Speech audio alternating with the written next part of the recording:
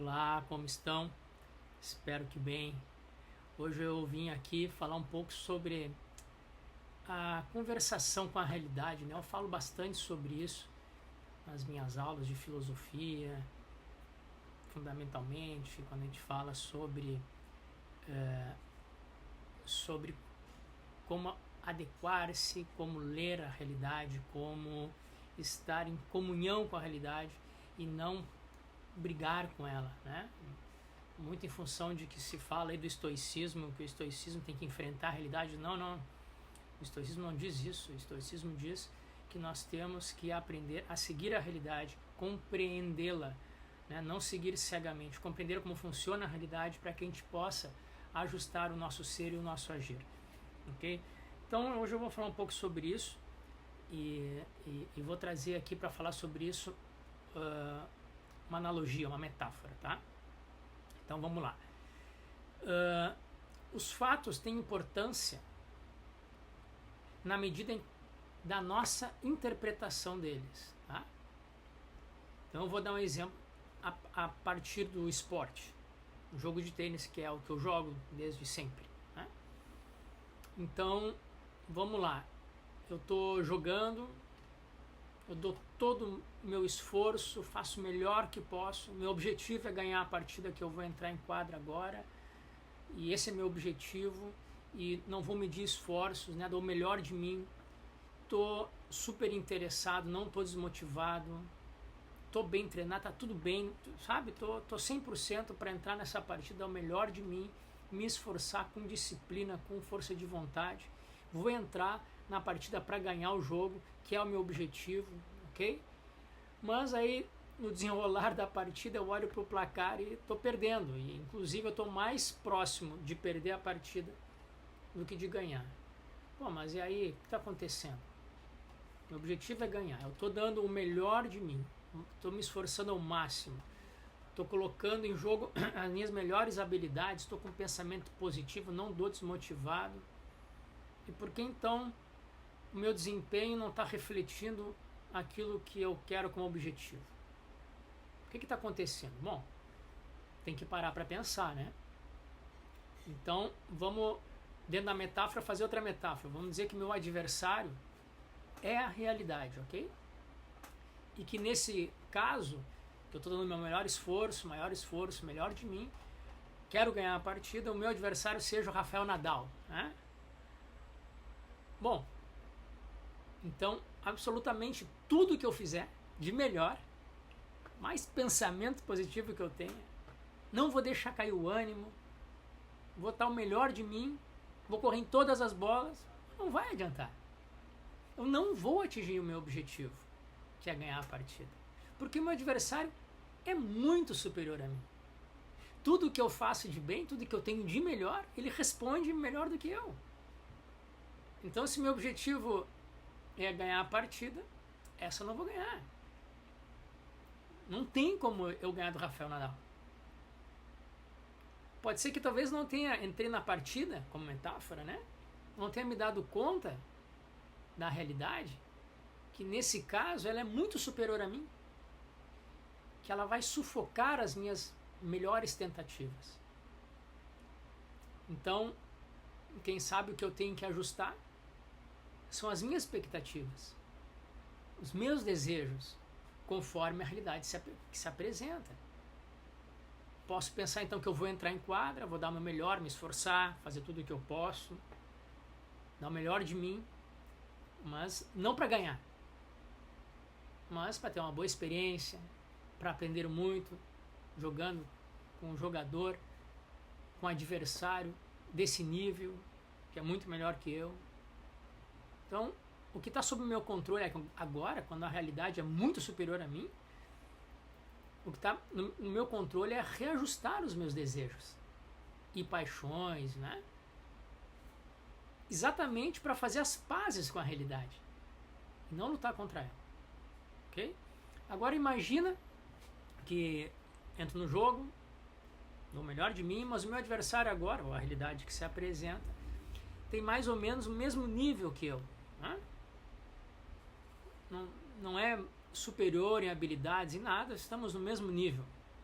Mas, de novo, eu olho para o placar e eu estou mais perto de perder o jogo de que ganhar, que seria o meu objetivo, né? Bom, aí então com certeza não é falta de recursos, não é um desnível de superioridade do adversário da realidade, né? Uma diferença tão potente, melhor do que eu, que eu não possa fazer nada, né? Então, o que pode estar acontecendo? Bom, pode ser que a realidade se apresente de tal forma, eu tenho recursos, tenho habilidades, ou melhor, de penso positivo, mas eu esteja lendo os elementos dessa realidade de forma equivocada, né? E como leio de forma equivocada, me coloco numa postura também errada, em situações equivocadas, em momentos errados. Estou utilizando meus melhores golpes na situação de repente equivocada, errada, ou no momento errado, ou dando o meu melhor, mas também justamente no lado melhor do meu oponente, e ele sempre tem uma resposta também tão boa quanto a minha. Bom, eu vou ter que sentar ali na hora da virada do jogo, falar com o meu técnico, porque algumas coisas com certeza eu estou fazendo mal, não por falta de capacidade, disciplina e esforço, mas porque eu não estou sabendo ler o jogo. Se melhoro a leitura do jogo, né? Como não me falta recursos, nem habilidades, o adversário não é superior a mim, pode ser então que eu possa, a partir de uma mudança de leitura da realidade, eu possa mudar minha postura e se tenho as habilidades necessárias, quem sabe até vencer o jogo. Ok? Acho nada de espantoso até aí, né? Aqui a realidade pode estar aí me mostrando que os seus elementos estão chegando a mim e eu estou interpretando mal eles no conjunto, né? Então acabo tomando decisões equivocadas, momentos errados, né? Bom, mesmo que eu faça melhor esforço e não ganhe, não posso achar que a vida é injusta, porque eu poderia ter ganhado, eu estou dando o meu melhor, né? Quem se esforça tudo alcança. Não, né? A gente sabe que isso não é verdade. Me ensinaram quando faço os melhores esforços, quando eu estou com pensamento positivo, a vida vai me recompensar. Não. Eu estou vendo agora, nesse momento, que não, né? Que eu posso dar o melhor de mim, posso estar pensando positivo, e o que eu estou fazendo não vai refletir o que eu quero, porque eu estou tendo uma leitura equivocada da realidade. Não estou me colocando numa postura de conversação com a realidade. Ok? Então, uma outra opção também nessa metáfora seria que meu adversário, na realidade, é muito mais fraco do que eu, né? Eu sou muito superior a ela e nem preciso dar o meu melhor 100% de mim, do meu esforço, do que eu tenho de melhor para vencer a partida, porque a realidade é fraca, não tem impacto, né? Não tem força para que eu me sinta pressionado e não consiga atingir meu objetivo, né? É como o Rafael Nadal jogando comigo, é tranquilo jogar comigo, eu não ofereço resistência, né? Então aqui eu tenho mais controle, né? Sobre os elementos da realidade e em relação ao objetivo que eu quero atingir, né? Eu posso estar mais relaxado, lutando ali ou jogando o meu melhor, mas não precisa ser o melhor, não precisa ser 100%, porque o resultado é como se eu jogasse quando era professor, eu jogava com um aluno iniciante, ele pudesse fazer o esforço que ele quisesse, não vai ganhar de mim. Não tem como, mesmo que eu esteja doente, com dor de garganta, mancando de uma perna, pode até fazer um jogo um pouquinho mais duro, mas no final das contas não tem como ganhar, né? Então a realidade não impõe uma resistência tão forte que me afaste do meu objetivo, né? Claro, vamos lá, de repente esse cara aí vai treinar e um dia ele pode ser melhor do que eu, tão bem quanto eu, e oferecer resistência. Então é lógico que eu tenho que continuar atuando, ok? Então, como é que isso acontece, né? Quais são as probabilidades dessas metáforas que eu estou dizendo? Quando a realidade é muito mais poderosa que eu não tenho pouquíssimo ou nenhum controle sobre ela, o que sobra é controlar minhas posições internas relativamente a essa realidade. Nenhum pensamento positivo vai realizar qualquer coisa nessa situação. Minha empresa quebrou, despediu todo mundo, estou sem emprego, fiquei sem dinheiro, me despejaram do aluguel, não posso pagar meu carro, não tem, vão tirar. É uma realidade que tem um poder sobre nós, que tudo que a gente fizer não vamos nesse momento mudar o resultado final do que está acontecendo. Não tem pensamento positivo que dê conta de alterar a realidade. Quando a realidade é aplastante dessa forma, por exemplo, eu descubro uma morte, uma doença terminal que não tem cura, ou descobrem que eu tenho um problema congênito de alteração dos meus cromossomos, isso vai acontecer, não tem o que fazer. Eu tenho como reajustar a minha disposição interna em relação a isso. Mas é um tipo de realidade que existe, mas acredito que não é tão frequente. Existe na nossa história esse tipo de coisa, mas não é tão frequente. Em alguns momentos da nossa história nós podemos nos sentir completamente esmagados pela realidade, sem nenhuma capacidade de fazer nada a não ser controlar nossas disposições internas. Existe, mas não é tão frequente, mas existe na história, eu acho que de quase todos nós. Quando a realidade é igual em forças, né, das minhas capacidades, minhas habilidades, e que eu possa tentar aí lograr meus objetivos, eu acho que é o maior número de situações da nossa história, né? Aqui eu ainda tenho algum controle, quer dizer, tenho controle sobre a minha disposição interna, e pode ser que eu tenha que reajustá-la em função da realidade, da minha leitura da realidade, mas eu também posso tentar tenho algum controle, mais do que quando a realidade me esmaga, sobre as coisas que funcionam na realidade, né? Então, aqui eu tenho um pouco mais de controle sobre algo da realidade e um pouco mais e continuo com um grande controle sobre minhas posições internas. Ainda pode ser que eu tenha que me reajustar, que eu esteja fazendo coisas equivocadas, que tenha os recursos, mas estão utilizando mal, tenho que reajustar minha disposição, meus desejos, minhas expectativas, mas ainda posso lograr e conseguir um médio e longo prazo, de repente até curto prazo, um objetivo ou parte do meu objetivo, né? Então aqui eu acho que é a maior parte da nossa vida, das eventos da nossa vida. Quando a realidade é tão fraca também, eu acho que acontece menos na nossa vida, que ela não oferece resistência, eu tenho absolutamente total controle, ou quase total controle sobre ela, que dificilmente, né, eu preciso me ajustar para conseguir o objetivo. Pode ser inclusive ao contrário, que eu fico um pouco desanimado, seja um pouco tedioso essa vida, mas se eu esforçar um pouquinho, eu acabo atingindo meus objetivos. Eu acho que também são momentos, eventos na nossa história que são menores, né? São poucos em frequência na nossa vida. Bom, então acho que vamos começar com essa metáfora, tá? Agora eu vou querer falar um pouco sobre como funciona a realidade, tá? Vamos lá. Cada elemento da realidade tem um poder de determinação do fato final, né? Do desfecho.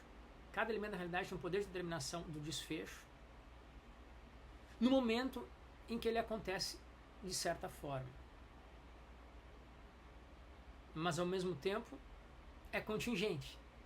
Ou seja, poderia ter acontecido de qualquer outra forma. Então um elemento da realidade aconteceu de certa forma, poderia ter acontecido de outra. Mas no momento em que ele acontece dessa forma, ele agora vai ter algum poder de determinação sobre o fato final, sobre o desfecho. Não tem nada que determine que as coisas tivessem que ter acontecido assim naquele elemento, daquela forma, daquele jeito. Não tem nenhuma inteligência superior manipulando ou conspirando, né, por trás desses elementos da realidade, manejando os fios da realidade. Não existe isso. É impossível que alguém consiga prever, dominar ou controlar cada elemento separado da realidade, né, menos ainda no seu conjunto complexo de inter-relações. Agora, no momento em que algo acontece, que um elemento da realidade vai ao seu desfecho, como dizia Hegel, aí o real é necessário. No momento em que alguma coisa acontece, ela tem o poder, não em si mesma, só nesse elemento, só a partir desse elemento, mas tem o poder, junto com os outros elementos da realidade que vão acontecer junto, de determinar o fato final, o desfecho final das coisas. Vou dar um exemplo. Vou jogar os dados num cassino. Já caiu o número 7. Quando eu jogo os dados, se eu dar qualquer número lá, tá? Qualquer que seja, um 5. Poderia ter dado qualquer outra combinação de números do dado. Poderia. Nada determinado que teria que cair o 5. Nada previamente determinou que teria que ser o 5. Uma inteligência, uma força. Não. Poderia ter dado qualquer outra combinação. Se os dados não estão viciados, não tem nenhuma força que determina que a minha jogada teria que cair 5. Ok? Mas, ao mesmo tempo, não poderia ter dado outro número que o 5. Neste momento. Por quê? Vamos lá. O pano da mesa que eu jogo os dados, né? O feltro, né? A espessura do feltro, determina aquela espessura, aquele feltro, aquela espessura, determina quanto que o dado vai rolar. Né? Poderia ser qualquer outro feltro. Né? E se fosse um outro feltro de uma outra espessura, determinaria de forma diferente quanto meu dado iria rolar. O fato de o pano da mesa, do feltro, né, ser daquela espessura naquele momento que eu joguei os dados, determina algo. Não é suficiente para determinar o número que o dado vai cair. Sozinho ele não é suficiente. Mas tem um poder de determinar. Um pequeno poder de determinação. Outro elemento, a maneira que eu peguei os dados para jogar. O jeito que eu joguei. É um elemento. Eu poderia jogar de outras formas. Mas como eu joguei daquela forma, a força que eu utilizei no momento em que eu joguei os dados, junto com o feltro dessa espessura, vai determinar como vai rolar os dados até que caia a combinação de números. Se eu tivesse pegado com outra mão, se eu tivesse utilizado outra força, se eu tivesse jogado mais alto na mesa ou mais baixo, eu poderia ter feito de qualquer outra maneira. Mas da maneira que eu fiz, a maneira que eu joguei, com a força que eu joguei, mais a espessura do feltro, vai ajudar a determinar o número que vai cair os dados no final. Outro elemento, a temperatura da sala. Sei, ó, se tem ar-condicionado ou se não tem ar-condicionado. Se a temperatura com ar-condicionado, por exemplo, está em 24 graus, também vai ajudar a determinar o número que os dados vão cair. A temperatura do ar sozinha não vai determinar o número que o dado vai cair, que os dados vão cair. Mas em conjunto com os outros elementos, com o feltro, com como eu joguei, a força que eu joguei, vai ajudar a determinar o número que os dados vão cair. O suor da minha mão, a limpeza da minha mão, a minha altura. Se eu estou jogando um cassino ao nível do mar ou a 4 metros de altura, já muda aí o elemento do ar rarefeito ou não. Entende? Cada elemento desses que determinou o número que ia cair tinha um poder pequeno de determinação, não sozinho, para determinar o número que ia sair. Ou seja, uma vez lançados os dados, com esses elementos dessa forma, tinha que cair 5. Não poderia cair outro. Segundo o conjunto dessas determinações, é necessário que caísse 5. Se eu estivesse jogando ao ar livre, por exemplo, o vento poderia ser outro elemento. E a velocidade do vento, no momento em que eu joguei os dados, ou logo depois que eu joguei, que eles já estavam rolando, caso tivesse uma rajada de vento, ajudaria a determinar o número dos dados no final, e ali, por exemplo, fosse 4.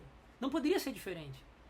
Tudo que eu fiz poderia ser diferente. Mas no momento em que eu coloco em ação todo esse conjunto de elementos, que eu coloco minha mão e todos os conjuntos de elementos estão envolvidos na minha ação, o desfecho não poderia ser diferente. O resultado final é necessário segundo as microdeterminações e o conjunto relacional, né, entre elas que estavam operando naquele momento. Não poderia sair outro número que não fosse 5. Mas ao mesmo tempo, tudo poderia ter sido diferente. Entende? Então essa dicotomia entre liberdade e determinação é enganosa. Somos determinados ou somos livres? Pois, na verdade, o que existe é uma relação de reciprocidade entre isso, entre uma liberdade e uma determinação. Uma não solapa a outra, uma não esmaga a outra, não vence a outra, mas conversam uma com a outra. Ninguém tem o controle absoluto sobre os elementos da realidade. Esse exemplo dos dados é simples, mas imagine um fato social.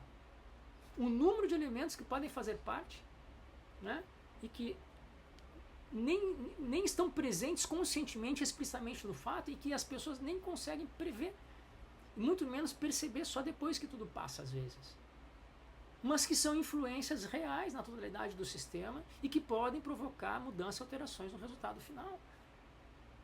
Sejam elementos do controle do indivíduo ou simplesmente do acaso. Ninguém controla isso, nem no pensamento, na inteligibilidade, nem na realidade. A não ser que se viciem os dados, que se manipulem alguns elementos da realidade, com informações privilegiadas no jogo da Bolsa de Valores ou licitações públicas que já estão determinadas, né? Quem será o ganhador. Aí sim, mas aí é que a realidade ela está sendo uma aparência do real, estão nos iludindo. Pois a realidade, vou falar uma palavra forte aqui, em sua natureza complexa, tem muito mais do acaso do que queremos ou podemos reconhecer. Não temos essa capacidade cognitiva, intelectiva e de ação frente a todos os elementos da realidade em cada coisa que acontece com a gente. Muito menos nas coisas que vão acontecer. É por isso que temos que estar sempre atentos, sempre prontos a revisar as nossas crenças, as nossas posturas, nossos objetivos. Temos que desenvolver a sabedoria da leitura constante da realidade, pois a realidade é o conjunto de elementos que compõem os eventos e os acontecimentos. Não sei de onde tiraram, por exemplo, que aquilo que é imutável é mais valoroso, né, do que o mutável. Procurar o imutável, procurar o eterno e o perene. Por quê? Se a nossa realidade circundante nos mostra exatamente o oposto, que a flexibilidade é uma boa postura para aprendermos a seguir o fluxo constante das mudanças. Isso até vai ser um assunto de um próximo vídeo, né? A teoria da adaptabilidade do Darwin, por exemplo, já nos mostra isso. Não é evidente que a imutabilidade e o perene sejam mais valorosos do que o constante movimento. Isso não é auto-evidente. Isso é uma construção histórica. E depois também, em outro vídeo, de repente eu falo de onde vem essa construção histórica. Então, se o jogo está com um placar desfavorável, mesmo apesar dos nossos melhores esforços, pensamento positivo, o que vai alterar as nossas possibilidades é reler e reler a realidade, para que a gente se adeque a ela, e não lute contra ela. Disciplina, esforço, positividade, otimismo não são condições necessárias para atingir os objetivos. São condições necessárias, mas não suficientes. A noção de que quem obra recebe bons resultados é enganosa e não reflete a realidade e nem reflete a nossa relação com o real. Apesar de todos os melhores esforços, podemos perder a partida. Isso também tampouco significa algo ruim ou perverso, mas um sinal de que pode ser que estejamos aí dessintonizados com o real. Então, ao mesmo tempo, essa noção de conversação com o real nos diz que não precisamos ser nem perfeitos e nem controlamos o tempo todo tudo. O controle do real é uma ilusão. O tempo todo para atingir nossos objetivos, né? Então, a excelência não requer perfeição, mas uma leitura da realidade e uma flexibilidade constante para que a gente se ajuste a ela, mantendo o controle interno. Se a realidade nos esmaga, né, jogo com Rafael Nadal, o que me sobra é o controle, o reajuste das minhas disposições internas, da minha vida interior. Se a realidade é difícil, mas não esmagadora, bom, aí parece que temos que estar atento à nossa postura em relação aos elementos dela, da realidade, e tentar nos adaptar a isso, porque aí podemos controlar mais alguns elementos do real em função da nossa postura ao real para atingir nossos objetivos. Se a realidade é fraca e não nos impacta, não nos dá fricção, né? Não nos impede, eu acho que nós temos que estar atento aí somente para que não nos leve ao tédio ou ao desinteresse das coisas. Né? Mas o fato é que não podemos perder o foco, a noção de que a realidade é o juiz último de todas as coisas, inclusive em relação às nossas disposições internas. Bem, esse é o recado de hoje.